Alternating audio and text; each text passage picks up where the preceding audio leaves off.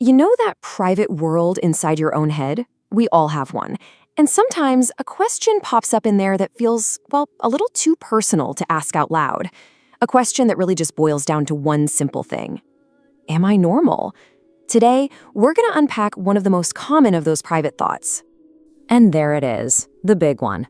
A question that, let's be real, countless people have asked themselves, probably staring at the ceiling at 3 a.m.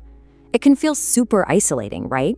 Like you're the only one whose mind just wanders in this particular direction. But are you? Really? Yeah, probably. It's a quick, simple answer to a really complicated feeling, but that probably comes with some fascinating details. Now, while the thoughts themselves are super common, how we all experience them is incredibly personal. Some studies have tried to pin this down, throwing out numbers like men thinking about it around 19 times a day and women about 10. But honestly, the exact number isn't the point. So what's really going on here? Well, first things first, this isn't some weird personality flaw or something you need to fix. This is literally your biological wiring at work. These thoughts are grounded in science, and they're connected to the very things that make us, human. See, it's not just one thing. It's this whole cocktail of factors that make up your brain's unique blueprint. You've got the basic drive for survival, the rise and fall of hormones, plain old curiosity, attraction, stress relief, and of course, the power of your own imagination, all mixing together. So where does that leave you? Well, somewhere on a spectrum. For some people, these thoughts might pop into their head many, many times a day. For others, it's just an occasional thing. And here's the most important part. Both ends of the spectrum and literally everywhere in between are normal. There is no single right frequency. And what decides where you are on that spectrum? It's a unique mix of stuff that's always changing. It's your age, your hormone levels at any given time, your mood that day, your personality, your stress levels, the culture you grew up in, and your relationship status. It's a super dynamic and personal combination. Okay, so let's just get this straight. The big takeaway so far is that these thoughts aren't just normal, they are common, like a fundamental part of the human experience. But if that's true, why does it feel so weird sometimes? Because these thoughts don't happen in a vacuum. They're just part of the everyday traffic in your mind, right alongside wondering what to have for dinner, worrying about a work deadline, or planning your weekend.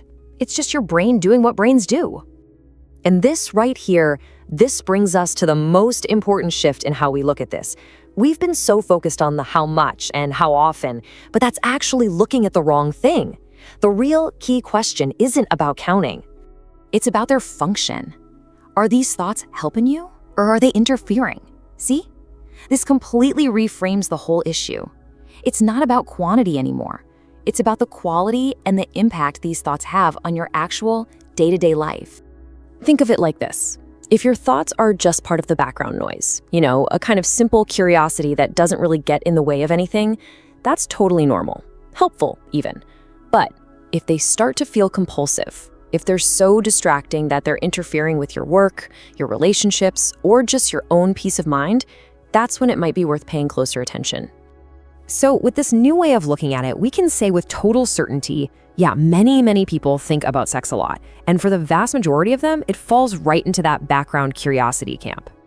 So if it's so common, why does it feel so private and strange?